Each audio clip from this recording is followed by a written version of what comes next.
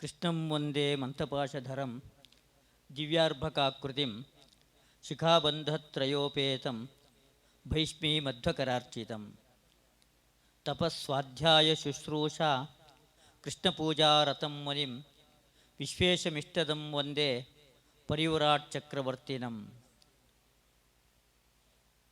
ಚಾತುರ್ಮಾಸ್ಯದ ಮಂಗಳ ಅವಧಿಯಲ್ಲಿ ಪರಮಪೂಜ್ಯ ವಿಶ್ವಪ್ರಸನ್ನ ತೀರ್ಥ ಶ್ರೀಪಾದರು ಒಂದು ಮಹಿಳೆಯರ ಒಂದು ದೊಡ್ಡ ತಂಡ ನಿರ್ಮಾಣ ಮಾಡಬೇಕು.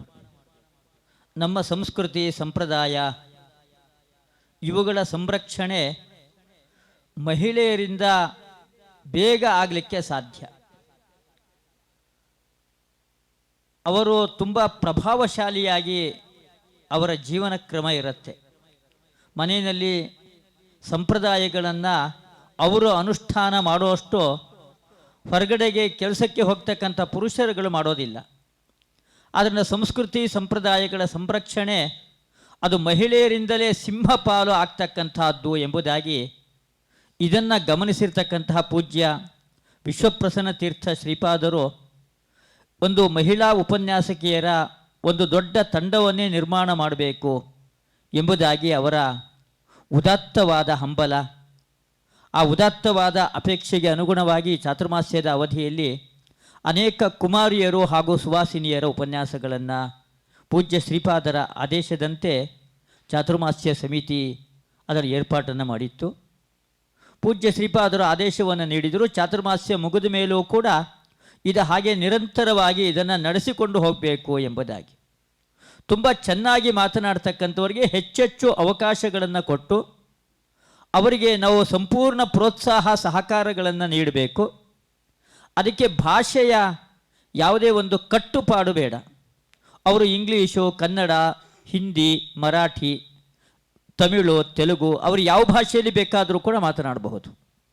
ಇಂಗ್ಲೀಷು, ಹಿಂದಿ ಅದರಲ್ಲಿ ಮಾತನಾಡಿದಾಗ ಅದು ದೇಶಾದ್ಯಂತ ಎಲ್ಲ ಕಡೆಯಲ್ಲೂ ಕೂಡ ಅದನ್ನು ಕಲ್ತಿರಿದವರು ಇರ್ತಾರೆ. ಹೆಚ್ಚು ಜನರಿಗೆ ಅದರ ಉಪಯೋಗ ಬೀಳುತ್ತೆ. ಆದರೆ ಇಂಗ್ಲೀಷು ಹಿಂದಿಗೂ ಕೂಡ ಹೆಚ್ಚಿನ ಪ್ರಾಶಸ್ತ್ಯವನ್ನು ಕೊಡಬೇಕು ಅಂತ ಶ್ರೀಪಾದಂಗಳವರ ಆದೇಶ. ಹಾಗಾಗಿ ಆಯಾಯ ರಾಜ್ಯಗಳಲ್ಲಿ ಆಯಾಯ ರಾಜ್ಯಗಳ ಭಾಷೆಯನ್ನು ಮಾತ್ರ ಮಾತನಾಡ್ತಾ ಇರ್ತಾರೆ. ಅಂಥವ್ರಿಗೂ ಕೂಡ ಉಪಯೋಗ ಬೀಳಬೇಕು. ಆದರೆ ಎಲ್ಲ ಭಾಷೆಗಳಲ್ಲೂ ಕೂಡ ಈ ಉಪನ್ಯಾಸಗಳು ನಡೀಬೇಕು ಅಂತ ಶ್ರೀಪಾದಂಗಳವರ ಆದೇಶವನ್ನು ನೀಡಿದರು. ಇದರಲ್ಲಿ ನಿರ್ಣಾಯಕರಾಗಿ ಕೆಲವರು ಕುಳಿತುಕೊಂಡಿರ್ತಾರೆ.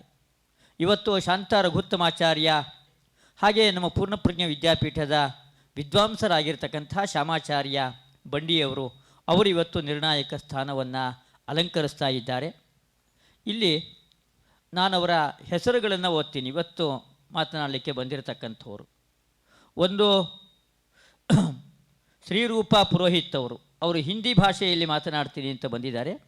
ಪೂರ್ಣಪ್ರಜ್ಞ ವಿದ್ಯಾಪೀಠದಲ್ಲಿ ಅಧ್ಯಯನವನ್ನು ಮಾಡಿದಂತಹ ಶ್ರೀಕಾಂತ ಪುರೋಹಿತ್ ಇವತ್ತು ಆದಿಚುಂಚನಗಿರಿಯ ಸಂಸ್ಕೃತ ಮಹಾಪಾಠಶಾಲೆಯಲ್ಲಿ ಅವರು ಪ್ರಿನ್ಸಿಪಾಲರಾಗಿ ಸೇವೆಯನ್ನು ಸಲ್ಲಿಸ್ತಾ ಇದ್ದಾರೆ. ಒಳ್ಳೆಯ ಆಚಾರ ಸಂಪನ್ನರು, ಒಳ್ಳೆಯ ಶಾಸ್ತ್ರವನ್ನು ತುಂಬ ಚೆನ್ನಾಗಿ ಅಧ್ಯಯನ ಮಾಡಿರ್ತಕ್ಕಂತಹ ವಿದ್ವಾಂಸರು. ಅವರ ಮನೆಯವರಾಗಿ ಶ್ರೀರೂಪ ಪುರೋಹಿತ್ ಅವರು ಒಳ್ಳೆಯ ಸಂಸ್ಕೃತಿ ಸಂಪ್ರದಾಯಗಳು ಸದಾಚಾರವನ್ನೆಲ್ಲ ಜೀವನದಲ್ಲಿ ರೂಢಿಸಿಕೊಂಡಿರ್ತಕ್ಕಂಥವರು. ಅವರು ಹಿಂದಿ ಭಾಷೆಯಲ್ಲಿ ಮಾತನಾಡಬೇಕು ಅಂತ ಇಲ್ಲಿ ಬಂದಿದ್ದಾರೆ. ಹಾಗೆ ನಮ್ಮ ಪೂರ್ಣಪ್ರಜ್ಞ ವಿದ್ಯಾಪೀಠದ ಮತ್ತೊಬ್ಬ ವಿದ್ವಾಂಸರು GP ನಾಗರಾಜಾಚಾರ್ಯರು ನಮ್ಮ ಚಾಮರಾಜೇಂದ್ರ ಸಂಸ್ಕೃತ ಮಹಾಪಾಠಶಾಲೆ ಅಲ್ಲಿ ವೇದಾಂತದ ಪ್ರಾಧ್ಯಾಪಕರಾಗಿ ಸೇವೆಯನ್ನು ಸಲ್ಲಿಸ್ತಾ ಇರತಕ್ಕಂಥವರು ಒಳ್ಳೆಯ ಉತ್ತಮ ವಿದ್ವಾಂಸರು. ಅವರ ಮಗಳು ಅವರ ತಂದೆಗೆ ಅನುಗುಣವಾಗಿ ಮನೆಯಲ್ಲಿ ಒಳ್ಳೆಯ ಸಂಸ್ಕೃತಿ ಸದಾಚಾರಗಳನ್ನು ರೂಢಿಸಿಕೊಂಡಿರ್ತಕ್ಕಂಥವಳು ರಚನಾ ನಾಗರಾಜಾಚಾರ್ಯ, ಅವಳು ಕೂಡ ಇಲ್ಲಿಗೆ ಬಂದಿದ್ದಾರೆ. ಇವರಿಗೆಲ್ಲರಿಗೂ ಕೂಡ ನಾನು ಸಂಸ್ಥೆಯ ಪರವಾಗಿ ಹೃತ್ಪೂರ್ವಕವಾದ ಸ್ವಾಗತ, ಎಲ್ಲರಿಗೂ ಕೂಡ ನಾನು ಸುಸ್ವಾಗತ. 10 ನಿಮಿಷದ ಅವಧಿ ಪ್ರತಿಯೊಬ್ಬರಿಗೂ ಕೂಡ ನೀಡಲಾಗಿದೆ. 10 ನಿಮಿಷದಲ್ಲಿ ತಾವೇನು ಮಾತನಾಡಬೇಕು ಅಂತ ಇದ್ದೀರಾ ಅದನ್ನು 10 ನಿಮಿಷದಲ್ಲಿ ಮಾತನಾಡಿ ಮುಗಿಸ್ಬೇಕು ಎಂಬುದಾಗಿ ಸಮಯದ ಒಂದು ಮಿತಿಗೆ ಪ್ರತಿಯೊಬ್ಬರೂ ಕೂಡ ಒಳಪಡಬೇಕು ಅಂತ ನಾನು ಕೇಳ್ಕೊಳ್ತಾ ಇದ್ದೇನೆ. ಇಲ್ಲಿ 10 ನಿಮಿಷ ಅಷ್ಟೇ ಕೊಟ್ಟಿರೋದು ಅಂತ ಯಾರೂ ಕೂಡ ಬೇಸರ ಪಟ್ಕೊಳ್ಬೇಡ್ರಿ. ನಿಮ್ಮ ಪ್ರತಿಭೆ, ನಿಮ್ಮ ಜ್ಞಾನ ಅದರ ಅನಾವರಣ ಆಗಬೇಕು. ಆ ದೃಷ್ಟಿಯಿಂದ ಈ ಕಾರ್ಯಕ್ರಮವನ್ನು ನಾವಿಲ್ಲಿ ಏರ್ಪಾಟು ಮಾಡಿದ್ದೇವೆ. ಒಮ್ಮೆ ಮಾತ್ರ ಅಲ್ಲ, ಮತ್ತು ಈ ವರ್ಷದಲ್ಲೇ ಅನೇಕ ಬಾರಿ ಈ ಕಾರ್ಯಕ್ರಮ ಪುನಃ ನಡೀತಲೇ ಇರುತ್ತೆ. ನಿಮ್ಮನ್ನು 10 ಬಾರಿ ನಾವು ಈ ಕಾರ್ಯಕ್ರಮಕ್ಕೆ ಆಹ್ವಾನವನ್ನು ನೀಡ್ತೀವಿ. ಆದ್ದರಿಂದ ನೀವು ಈ ಅವಕಾಶವನ್ನು ತುಂಬ ಚೆನ್ನಾಗಿ ನೀವೆಲ್ಲ ಸದುಪಯೋಗ ಪಡಿಸ್ಕೊಂಡು ಈ ಒಂದು ಕಾರ್ಯಕ್ಕೆ ನೀವೆಲ್ಲರೂ ಕೂಡ ಸಹಕಾರವನ್ನು ಕೊಡಬೇಕು ಅಂತ ನಾನು ಕೇಳ್ಕೊಳ್ತಾ ಇದ್ದೇನೆ. 3 ಜನ ನಿರ್ಣಾಯಕರು ಇವತ್ತಿಲ್ಲಿ ಉಪಸ್ಥಿತರಿದ್ದಾರೆ. ತಿರುಮಲಾಚಾರ್ಯ ಕುಲಕರ್ಣಿಯವರು ಪೂರ್ಣಪ್ರಜ್ಞ ವಿದ್ಯಾಪೀಠದ ವಿದ್ವಾಂಸರು, ಅವರು ಕೂಡ ಉಪಸ್ಥಿತರಿದ್ದಾರೆ. ನಿರ್ಣಾಯಕರುಗಳು ಬಂದು ತಮ್ಮ ಈ ಮುಂದಿನ ಈ ಸ್ಥಾನವನ್ನು ಅಲಂಕರಿಸಬೇಕು ಎಂಬುದಾಗಿ ನಾನು ಕೇಳ್ಕೊಳ್ತಾ ಇದ್ದೇನೆ. ತಿರುಮಲಾಚಾರ್ಯ ಕುಲಕರ್ಣಿಯವರು, ಶ್ಯಾಮಾಚಾರ್ಯ ಬಂಡಿಯವರು, ಹಾಗೆ ಶ್ರೀಮತಿ ಶಾಂತಾ ರಘುತ್ತಮಾಚಾರ್ಯರು ಅವರು ಕೂಡ ಬರಬೇಕು. ಇಲ್ಲಿ ನಾವು ಸುಮಾರು 4 ಅಂಶಗಳನ್ನು ಇಲ್ಲಿ ನಾವು ಹಾಕಿದ್ದೇವೆ. ಒಂದು ವಿಷಯ ಸಂಗ್ರಹ, ಎಷ್ಟು ವಿಷಯಗಳನ್ನು ನೀವು ಸಂಗ್ರಹ ಮಾಡಿದ್ದೀರಾ ಅಂತ ಒಂದು. ಇನ್ನೊಂದು ನಿಮ್ಮ ವಕ್ತೃತ್ವ, ಮಾತನಾಡ್ತಕ್ಕಂಥ ಕಲೆ ನಿಮ್ಮಲ್ಲಿ ಎಷ್ಟಿದೆ ಎಂಬುದನ್ನು ಗುರುತಿಸೋದು. ಹಾಗೆ ಎಷ್ಟು ಪ್ರಮಾಣಗಳನ್ನು ನೀವು ಸಂಗ್ರಹ ಮಾಡಿದ್ದೀರಾ ಅಂತ, ಆಕರಗಳನ್ನು ನೋಡ್ತಕ್ಕಂಥದ್ದು, ಹಾಗೆ ಮಾತನಾಡ್ತಕ್ಕಂತಹ ಶೈಲಿ, ಹೀಗೆ 4 ಅಂಶಗಳನ್ನು ನಾವಿಲ್ಲಿ ಪಟ್ಟಿ ಮಾಡಿದ್ದೇವೆ. ಆ 4 ಅಂಶಗಳನ್ನು ನಿರ್ಣಾಯಕರು ಗಮನಿಸಿ ಅದಕ್ಕನುಗುಣವಾಗಿ ಅದಕ್ಕೆ ಅಂಕಗಳನ್ನು ನೀಡ್ತಾರೆ. ಅವರು ಎಷ್ಟೇ ಅಂಕಗಳನ್ನು ಕೊಡ್ತಾರೆ ಎಂಬುದನ್ನು ನಾವು ಎಲ್ಲೂ ಕೂಡ ಅದನ್ನು ಬಹಿರಂಗಪಡಿಸೋದಿಲ್ಲ. ಯಾರೂ ಕೂಡ ಅದನ್ನು ದಯವಿಟ್ಟು ಕೇಳಬಾರ್ದು, ನಾವು ಯಾರಿಗೂ ಕೂಡ ಅದನ್ನು ಹೇಳೋದಿಲ್ಲ. ಈ ಅಂಶಗಳ 4 ಅಂಶಗಳನ್ನು ನಾನೇನು ಹೇಳಿದೆ, ಒಬ್ಬೊಬ್ಬರ ಉಪನ್ಯಾಸ ಆದ ಕೂಡಲೇ ನಿರ್ಣಾಯಕರುಗಳು 3 ಜನರು ಕೂಡ ಆ ಉಪನ್ಯಾಸದ ಬಗ್ಗೆ 1 ಅಥವಾ 2 ವಾಕ್ಯಗಳಲ್ಲಿ ತಮ್ಮ ಅಭಿಪ್ರಾಯವನ್ನು ಕೂಡ ಹೇಳಬೇಕು ಎಂಬುದಾಗಿ ನಾನು ನಿರ್ಣಾಯಕರುಗಳಲ್ಲಿ ಪ್ರಾರ್ಥನೆಯನ್ನು ಮಾಡ್ತಾ ಇದ್ದೇನೆ. ಈಗ ಪ್ರಾರಂಭದಲ್ಲಿ ರಚನಾ ಅವರು ಕಂಪನಿಗೆ ಹೋಗ್ತಕ್ಕಂಥವರು, ಮಧ್ಯದಲ್ಲಿ ನಾವು ಬರಲೇಬೇಕು ಅಂತ ಹೇಳಿದಾಗ ಅದಕ್ಕೋಸ್ಕರವಾಗಿ ಅವರು ಬಂದಿದ್ದಾರೆ. ಕೂಡಲೇ ಅವರು ಉಪನ್ಯಾಸವನ್ನು ಮುಗಿಸಿ ಹೋಗಬೇಕು. ಅದರ ರಚನಾ ಇಲ್ಲಿ ಬರಬೇಕು ಅಂತ ಕೇಳ್ಕೊಳ್ತಾ ಇದ್ದೇನೆ. ಇಲ್ಲಿ ಕುಳಿತುಕೊಳ್ತಕ್ಕಂತಹ ಜಾಗ ಇಲ್ಲಿದೆ. ಎಲ್ಲರೂ ಕೂಡ ಅಲ್ಲಿ ಕುಳಿತುಕೊಂಡು 10 ನಿಮಿಷದ ಅವಧಿಯಲ್ಲಿ ತಮ್ಮ ಉಪನ್ಯಾಸವನ್ನು ಮುಗಿಸಿಕೊಡಬೇಕು. ಕೃಷ್ಣಾಯ ವಾಸುದೇವಾಯ ಹರೆಯೇ ಪರಮಾತ್ಮನೆ ಪ್ರಣತಕ್ಲೇಶನಾಶಾಯ ಗೋವಿಂದಾಯ ನಮೋ ನಮಃ. ಏನಾಹಮಿಹ ದುರ್ಮಾರ್ಗಾತ್ ಉದ್ಧತ್ಯಾಭಿವೇಶಿತಃ ಸಮ್ಯಕ್ Shri ವೈಷ್ಣವೇ ಮಾರ್ಗೇ ಪೂರ್ಣಪ್ರಜ್ಞಂ ನಮಾಮಿತಂ ತಪಸ್ವಾಧ್ಯಾಯ ಶುಶ್ರೂಷಾ ಕೃಷ್ಣಪೂಜಾರತಂ ಮುನಿಂ ವಿಶ್ವೇಶಂ ಇಷ್ಟದಂ Vande ಪರಿವ್ರಾಟ್ ಚಕ್ರವರ್ತಿನಂ. I bow to His Holiness Sri Vishwaprasanna Tirtha Swamiji and all the devotees of Madhva mankind. I hereby start the speciality of Sri Madhvacharya. Sri Madhvacharya has done a great favor to the mankind. It is our duty to remember his work and be thankful for his works. On this auspicious day of Madhva Jayanti, we should specially remember the contribution of Madhvacharya and proceed in the path that he has shown to us. Let us take an example. While traveling, we tend to miss the route or may not be aware of the route we are traveling. So, as the technology has improvised, we seek the help from the Google Maps, or we may tend to seek a help from a passerby who is aware of the path. So, we would be thankful for showing us or guiding us in the right direction. Similarly, we are traveling to reach our permanent house, moksha, or the salvation. We may tend to miss the route or may not be aware of the right direction. So, to reach our house, moksha, the Madhvacharya acts like the maps, or he is the only well-known person to guide us in the right direction. So, we should be very grateful to him and always remember his works. That's why I recited Yenahamiha Durmargat Uddrityabhiveshitaha in the beginning. Let us now try to understand the reason why Madhvacharya has incarnated and what was the situation before his incarnation. Few people claim that world or universe is real, but few people said that it is not real and it is unrealistic. Now, the noble-minded people, the Sajjanas, were confused whether this universe or real is realistic or unreal. And in Shastras, Paramatma or the God is claimed as Ananta Kalyana Guna Paripurna, which means the one who has the structure of infinite good qualities. But few of them claim that he is Nirguna, which means with no qualities. Now, the Sajjanas were confused whether God should be envisioned in the form of Gunapurna or Nirguna. Similarly, few people claim that Jiva, the soul, and the God Paramatma are two different entities. But few people said that Paramatma only existed. Now, again, there was a confusion created in Sajjanas whether God and soul, Atma and Paramatma, were two different entities or Paramatma only existed. Also, everyone intends to attain salvation or moksha. So few people said that duty, varnashrama dharma, is the only way to attain salvation. Elsewhere, other people claim that jnanenaiva parampadam, which means knowledge is the only way to attain salvation. Again, this created a confusion in the Sajjana's mind whether to follow which path to attain the moksha. In this way, the real knowledge or the right knowledge, tattva was setting down as the sun sets, and the niscience and the incorrect knowledge, the agnana and the viparita gnana, had engulfed as darkness in one's mind. In this situation, the devatas who had compassion and kindness towards the Sajjanas prayed the Lord Vishnu to reconcile this nescience and incorrect knowledge.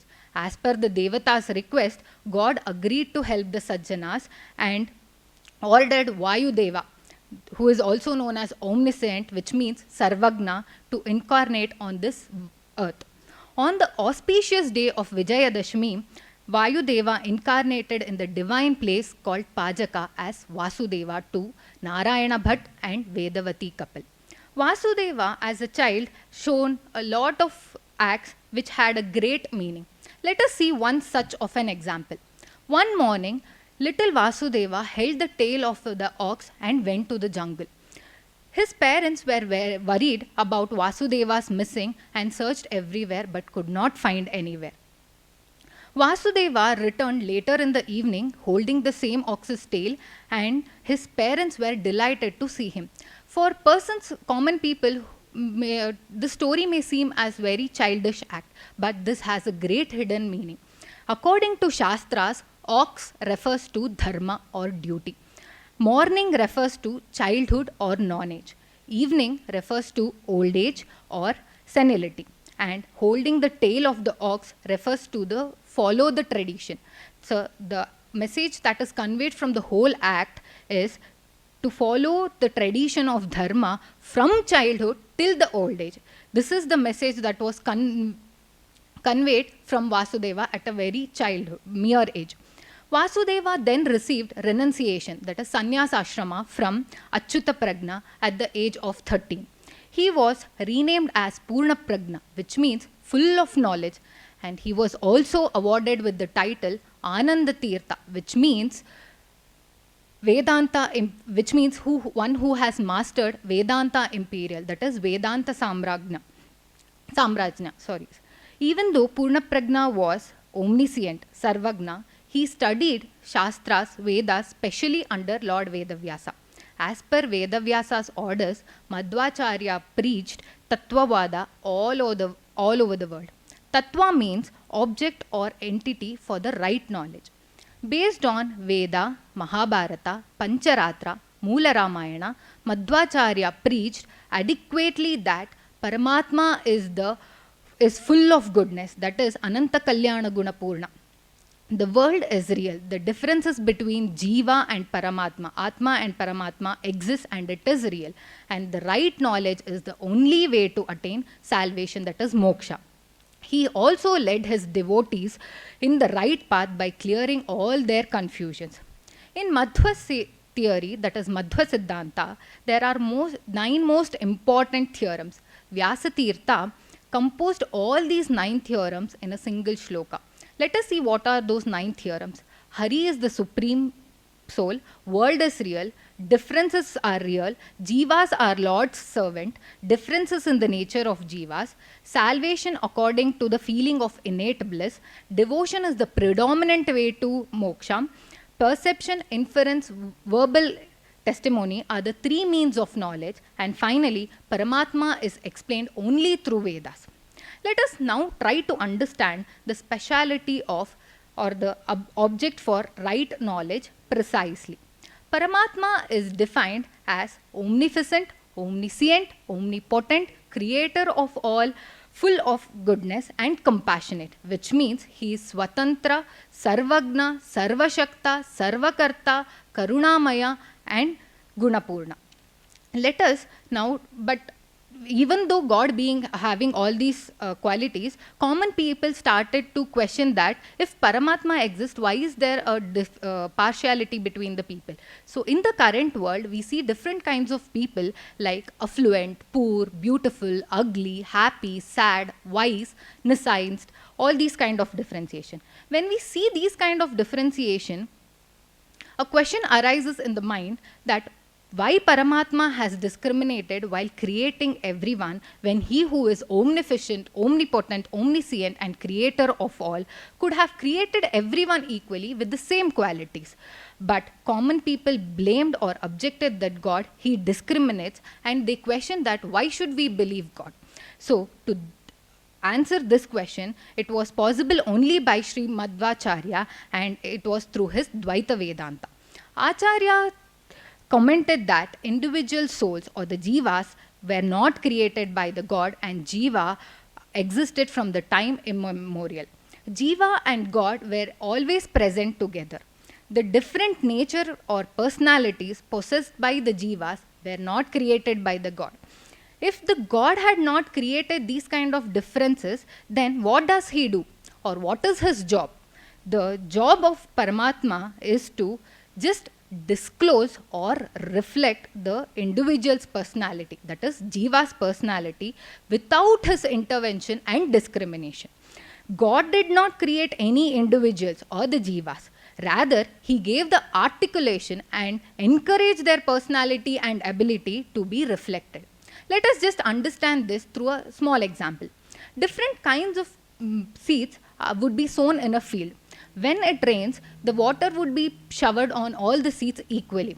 The cloud showers the same quantity and same kind of water to all the seeds. It may be the bitter seeds of bitter gourd and it might be the sweets of mangoes. But we can see the difference between the taste between these two seeds would exist. So this nature in the difference of taste exists due to the nature of the seeds, and there is no scope of the clouds in the differences of the tastes of the seeds. God also functions like the cloud, who discloses the individual's or the jiva's nature and power. He has just reflected or published one's personality and has not discriminated among them. Paramatma has always shown compassionate towards the jivas. Lastly, Madhvacharya has answered adequately and in a way which is acceptable by all, for all the questions that has been raised or that can be raised through his noble work Sarvamoola Grantha. His teachings, the Siddhanta, is also called as Anubhavika Siddhanta, which means the teachings which can be experienced or felt. On this auspicious day of Madhvacharya and Madhva Jayanti and Vijayadashami, I am grateful and proud to have received this opportunity to speak few words of Madhvacharya. I thank His Holiness Shri Vishwaprasanna Tirtha Swamiji and all the organizers from the bottom of my heart to have been giving me this opportunity. Shri Krishna Namaste. ಬಹಳ ಸಂತೋಷ ಆಯಿತು. ಒಳ್ಳೆ fluent ಇಂಗ್ಲೀಷಲ್ಲಿ ಒಳ್ಳೆಯ ಪದಗಳನ್ನೆಲ್ಲ ಬಳಸಿ ಒಳ್ಳೊಳ್ಳೆ ವಿಷಯಗಳನ್ನು ಸಂಗ್ರಹ ಮಾಡಿ ಮಧ್ವಾಚಾರ್ಯರ ಬಗ್ಗೆ ತಿಳಿಸಿಕೊಟ್ಟಿದ್ದು ಇವತ್ತಿನ ಹುಡುಗರಿಗೆ ಇವತ್ತಿನ ಕಾಲದವರಿಗೂ ತಲುಪುವ ಹಾಗೆ ಇತ್ತು. ಇದೇ ಥರ ಇನ್ನಷ್ಟು ಇವರಿಂದ ಉಪನ್ಯಾಸಗಳು ನಡೀಲಿ.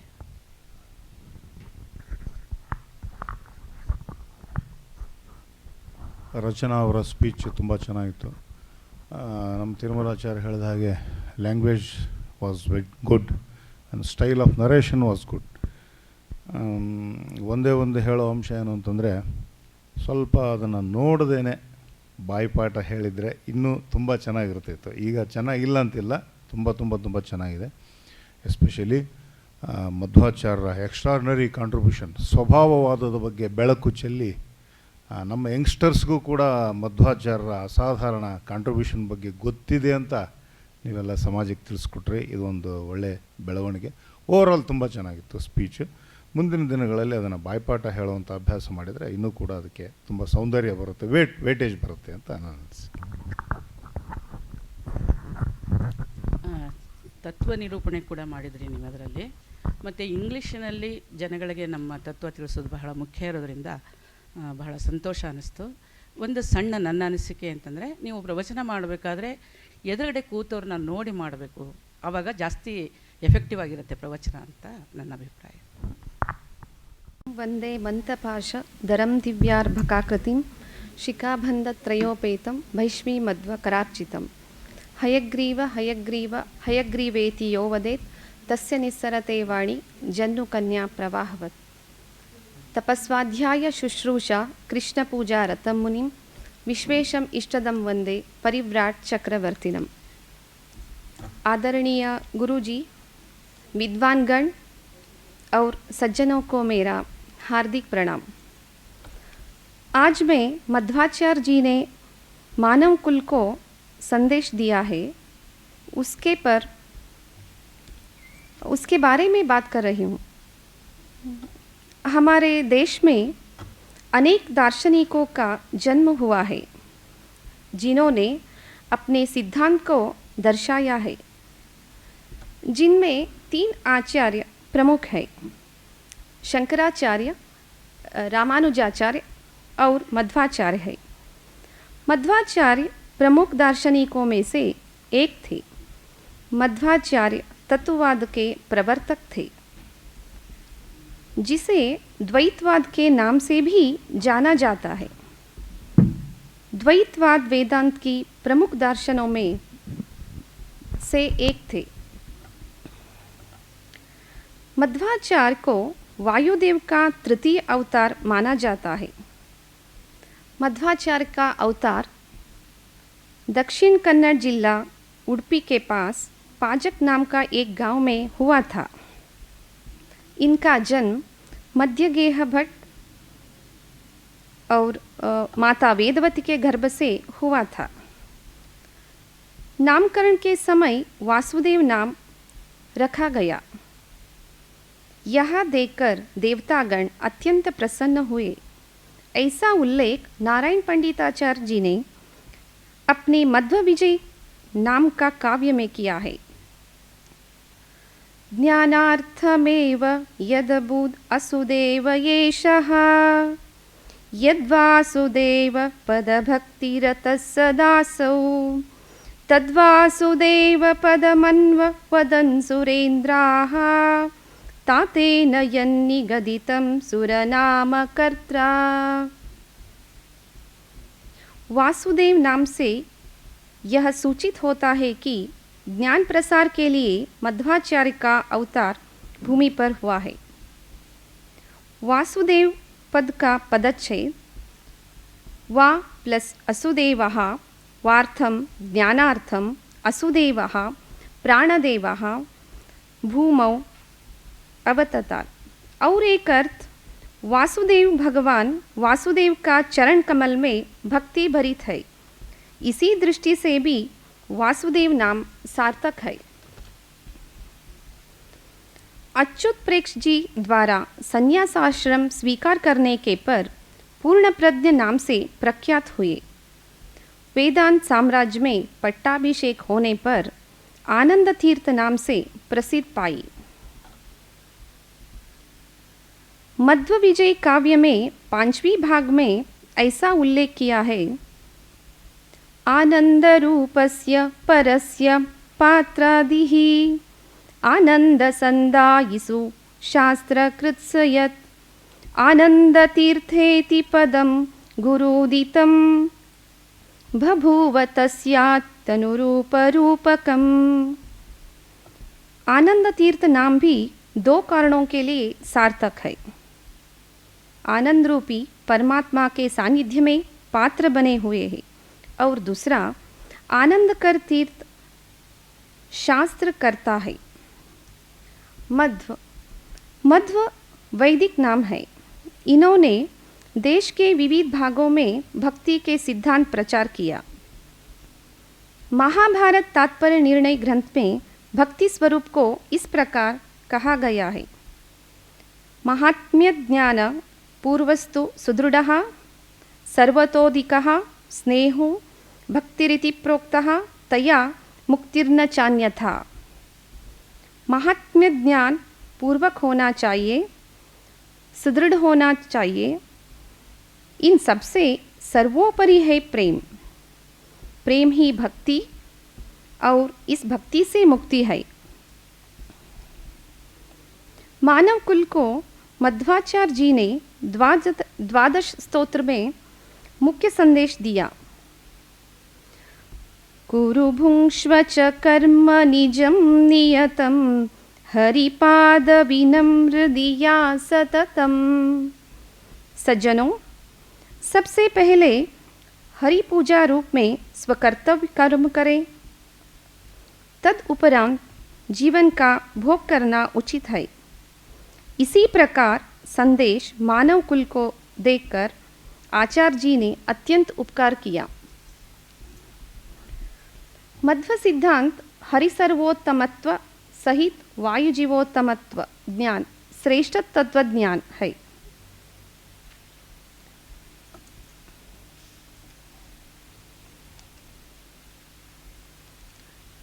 अंत में पूज्य गुरुजी, व्यवस्थापक और सभी को मेरा हृदयपूर्वक धन्यवाद कहती हूँ, जिन्होंने मुझे बात करने का अवसर दिया। श्री कृष्णार्पणमस्तु। ಅಭಿನಂದನೆಗಳು. ಪರಮಪೂಜ್ಯ ಶ್ರೀಪಾದಂಗಳವರ ಆಶಯದಂತೆ ಎಲ್ಲ ಭಾಷೆಗಳಲ್ಲಿ ಮಧ್ವ ಸಿದ್ಧಾಂತದ ಪ್ರಚಾರ ನಡಿಬೇಕಾಗಿದೆ. ಬಹಳ ಅಪರೂಪದ ಹಿಂದಿ ಭಾಷೆಯನ್ನು ಆಯ್ಕೆ ಮಾಡಿಕೊಂಡು ನೀವು ಪ್ರಯತ್ನ ಮಾಡಿದ್ದೀರಿ. ಅದಕ್ಕೆ ನಿಮ್ಮನ್ನು ತುಂಬ ಹೃದಯದಿಂದ ಅಭಿನಂದಿಸ್ತಾ ಇದ್ದೇವೆ. ಇಲ್ಲಿವರೆಗಿನ ಬೇರೆ ಬೇರೆ ಭಾಷಣಗಳ ಸಂದರ್ಭದಲ್ಲಿ ಬಂದಿರುವಂತಹ ಪ್ರತಿಕ್ರಿಯೆಯನ್ನು ಗಮನಿಸಿದರೆ ನಿಮಗೊಂದು ಅಂದಾಜಾಗಿರ್ತದೆ. ಆದಷ್ಟು ಈ ಪುಸ್ತಕವನ್ನು ನೋಡ್ದೇನೆ ಅದರ ಎದುರುಗಡೆ ಸುಮ್ಮನೆ ಪಾಯಿಂಟ್ಗಳ ಥರ ಬರ್ಕೊಳ್ಳಿಕ್ಕೆ ಅದು ಇದ್ದರೆ ಅಡ್ಡಿ ಇಲ್ಲ. ಅದರ ಸುಮ್ಮನೆ ಸಹಾಯ ತಗೊಂಡು ಸಹಜವಾದ ಭಾಷೆಯಲ್ಲಿ ಓದುಗರ ಕಣ್ಣಲ್ಲಿ ಕಣ್ಣಿಟ್ಟು ಮಾತಾಡಿದಾಗ ಇದರ ಪರಿಣಾಮ ಇನ್ನೂ ಹೆಚ್ಚಾಗ್ತದೆ ಅನ್ನುವಂತಹ ಒಂದು ಸೂಚನೆ ಜೊತೆಗೆ ಮತ್ತೊಮ್ಮೆ ಅಭಿನಂದನೆಗಳನ್ನು ಸಲ್ಲಿಸ್ತೀನಿ. ಶ್ರೀಮತಿ ರೂಪಾ ಪುರೋಹಿತ್ ಅವರಿಗೆ ಅಭಿನಂದನೆಗಳು. ತುಂಬ ಚೆನ್ನಾಗಿ ಮಾಡಿದ್ದಾರೆ. ಅವರ ಯಜಮಾನರು ಕೂಡ ದೊಡ್ಡ ವಿದ್ವಾಂಸರು, ನನ್ನ ಸ್ನೇಹಿತರು ಕೂಡ ಹೌದು. ಇದರಲ್ಲಿ ಎರಡು ಅಂಶಗಳನ್ನು ಹೇಳಬೇಕಾಗಿದೆ. ಸಮಗ್ರವಾಗಿ ವಿಷಯಗಳನ್ನು ತಕ್ಕ ಮಟ್ಟಿಗೆ ಆಯ್ದುಕೊಂಡು ನಿರೂಪಣೆ ಮಾಡಿದ್ದಾರೆ. ಇನ್ನೊಂದು ಮುಖ್ಯವಾದ ವಿಷಯ ಏನು ಅಂತಂದರೆ, ಅವರು ಕನ್ನಡ ಭಾಷೆಯನ್ನೇ ರೂಪ ಅವರು ಆಯ್ಕೊಂಡಿದ್ದರೆ ತುಂಬ ಚೆನ್ನಾಗಿ ಮಾತಾಡ್ತಾಯಿದ್ರು. ಅದನ್ನು ತ್ಯಾಗ ಮಾಡಿ ಒಂದು ಹೊಸತನ ಇರಬೇಕು ಅನ್ನೋ ದೃಷ್ಟಿಯಿಂದ ಹಿಂದಿ ಭಾಷೆಯನ್ನು ಆಯ್ದುಕೊಂಡು ಒಂದು ಸಾಹಸವನ್ನು ತೋರಿ ಉಪನ್ಯಾಸವನ್ನು ಮಾಡಿದ್ದಾರೆ. ಅದು ವಿಶೇಷ ಪ್ರಶಂಸೆಗೆ ಅದು ಒಳಗಾಗುತ್ತೆ ಅವರ ಭಾಷಣ. ಅವರಿಗೆಲ್ಲ ಯೋಗ್ಯತೆ ಇದೆ. ಮುಂದಿನ ದಿನಗಳಲ್ಲಿ ಉತ್ತಮ ಉಪನ್ಯಾಸಕರಾಗಿ ಅವರ ಹೊರಹೊಮ್ಮಲಿ ಅಂತ ಆಶಿಸ್ತಾ ಎರಡು ಮಾತುಗಳನ್ನು. ಅಭಿನಂದನೆಗಳು. ಯಾಕೆಂದರೆ ವಿಶೇಷವಾಗಿ ಹಿಂದಿ ಭಾಷೆಯಲ್ಲಿ ಮಾಡಿದ್ದಕ್ಕೆ. ನಮ್ಮ ತತ್ವಜ್ಞಾನ ಎಲ್ಲ ಭಾಷೆಯಲ್ಲೂ ಬರಬೇಕು ಅಂತ ಈ ವೇದಿಕೆಯಲ್ಲಿ ಅವರು ಬೇರೆ ಬೇರೆ ಭಾಷೆಯಲ್ಲಿ ಹೇಳಿಸ್ತಾ ಇರೋದು ತುಂಬ ಶ್ಲಾಘನೀಯ ವಿಷಯ. ನೀವು ಈ ಭಾಷೆಯಲ್ಲೇ ಇನ್ನೂ ಹೆಚ್ಚಿನ ಪರಿಣಿತಿ ಪಡೆದು ಮಾಡೋದು ಬಹಳ ಒಳ್ಳೆಯದು ಅಂತ ನನಗನ್ಸುತ್ತೆ. ಪ್ರವಚನ ಸಂಪೂರ್ಣವಾಗಿ ಚೆನ್ನಾಗಿತ್ತು. ಈ ವಿಜ್ಞಾನ ಮಾಲಾ ಶ್ರೀ ವಿಶ್ವೇಶತೀರ್ಥ ಸಂಸ್ಕೃತಿ ಸಭಾ ಈ ಕಾರ್ಯಕ್ರಮದಲ್ಲಿ ನಿರ್ಣಾಯಕ ಸ್ಥಾನವನ್ನು ಅಲಂಕರಿಸಿ ಒಳ್ಳೆಯ ಉತ್ತಮವಾಗಿ ತಮ್ಮ ಅಭಿಪ್ರಾಯಗಳನ್ನು ತಿಳಿಸಿಕೊಟ್ಟಿರ್ತಕ್ಕಂತಹ ತಿರುಮಲಾಚಾರ್ಯ ಕುಲಕರ್ಣಿಯವರು ಹಾಗೂ ಶ್ಯಾಮಾಚಾರ್ಯ ಬಂಡಿಯವರಿಗೂ ಇಬ್ಬರಿಗೂ ಕೂಡ ನಾನು ಕೃತಜ್ಞತೆಗಳನ್ನು ನಾನು ಪೂರ್ಣಪ್ರಜ್ಞ ವಿದ್ಯಾಪೀಠದ ಮೂಲಕವಾಗಿ ತಿಳಿಸ್ತಾ ಇದ್ದೇನೆ. ಹಾಗೆ ಶ್ರೀಮತಿ ಶಾಂತಾ ರಘೋತ್ತಮಾಚಾರ್ಯರು ಹೊತ್ತು ಕೂಡ ನಮ್ಮ ಜೊತೆ ಕುಳಿತುಕೊಂಡು ತುಂಬ ಚೆನ್ನಾಗಿ ಉಪನ್ಯಾಸಕರು ಏನೇನು ಮಾತಾಡ್ತಾರೆ ಅಕ್ಷರಶಃ ಪ್ರತಿಯೊಂದನ್ನು ಕೂಡ ಗಮನಿಸಿ ತಮ್ಮ ಒಳ್ಳೆಯ ಅಭಿಪ್ರಾಯವನ್ನು ನೀಡಿ ಈ ಕಾರ್ಯಕ್ರಮಕ್ಕೆ ಸಹಕಾರವನ್ನು ಪ್ರೋತ್ಸಾಹವನ್ನು ನೀಡಿದ್ದಾರೆ. ಅವ್ರಿಗೂ ಕೂಡ ನಾನು ಕೃತಜ್ಞತೆಗಳನ್ನು ನಾನು ಸಲ್ಲಿಸ್ತಾ ಇದ್ದೇನೆ. ಹಾಗೆ ಇವತ್ತು ಉಪನ್ಯಾಸವನ್ನು ನೀಡಿದ ರಚನಾ ನಾಗರಾಜಾಚಾರ್ಯ ಹಾಗೆ ಶ್ರೀಮತಿ ಶ್ರೀರೂಪಾ ಪುರೋಹಿತ್ ಅವರು ಎಲ್ಲರಿಗೂ ಕೂಡ ನಾನು ಕೃತಜ್ಞತೆಗಳನ್ನು ಸಲ್ಲಿಸಿ ಈ ಕಾರ್ಯಕ್ರಮವನ್ನು ಕೃಷ್ಣಾರ್ಪಣ ಮಸ್ತು ಅಂತ ಮುಗಿಸ್ತಾ ಇದ್ದೇನೆ.